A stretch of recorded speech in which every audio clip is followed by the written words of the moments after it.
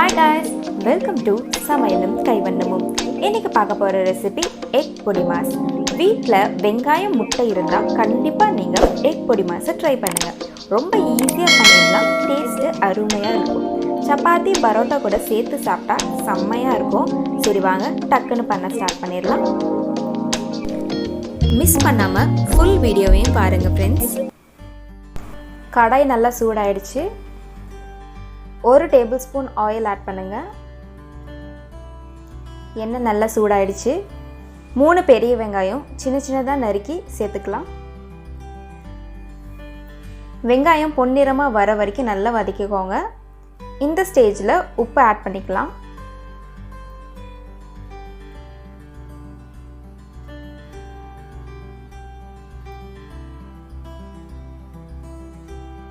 ஒரு ஸ்பூன் இஞ்சி பூண்டு விழுது சேர்த்துக்கோங்க. பச்சை வாசம் போகிற வரைக்கும் நல்லா வதக்கிக்கோங்க. இஞ்சி பூண்டு விழுதை ஆட் பண்ணும்போது நமக்கு நல்ல ஒரு ஃப்ளேவர் கிடைக்கும். தேவைப்பட்டால் ஒரு தக்காளி கூட சேர்த்துக்கலாம், டேஸ்ட் நல்லாயிருக்கும். இப்போ மசாலா எல்லாம் ஆட் பண்ணிடலாம். 1/4 ஸ்பூன் மஞ்சத்தூள், 1/2 ஸ்பூன் மிளகாய் தூள், 1/2 ஸ்பூன் கரம் மசாலா. மசாலாவோட வாசம் போகிற வரைக்கும் நல்லா வதக்கிக்கோங்க.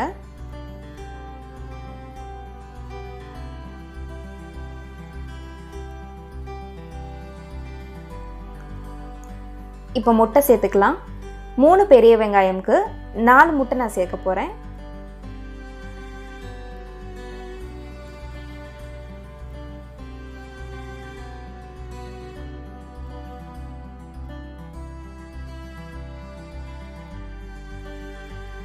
முட்டை ஆட் பண்ண உடனே மிக்ஸ் பண்ண வேண்டாம், பபிள்ஸ் வர வரைக்கும் வெயிட் பண்ணலாம். பாருங்கள், லைட்டாக பபிள்ஸ் வந்துருச்சு.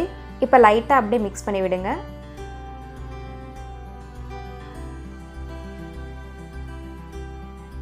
நம்ம இப்போ இப்படி மிக்ஸ் பண்ணுறதால முட்டையோட சைட்ஸ் கொஞ்சம் பெருசு பெருசாக வரும். அப்போ சாப்பிடும் போது நல்லாயிருக்கும்.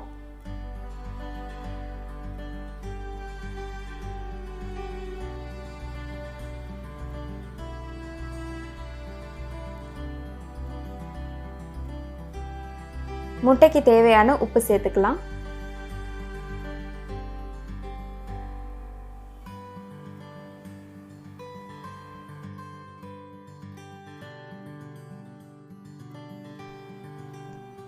ஒரு ஸ்பூன் பெப்பர் ஆட் பண்ணுங்க.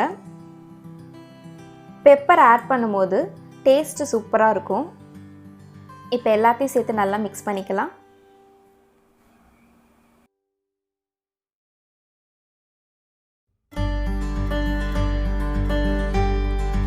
அவ்வளோதாங்க, எக் பொடிமாஸ் ரெடி ஆயிடுச்சு. கடைசியாக கொத்தமல்லி தழை சேர்த்துக்கலாம்.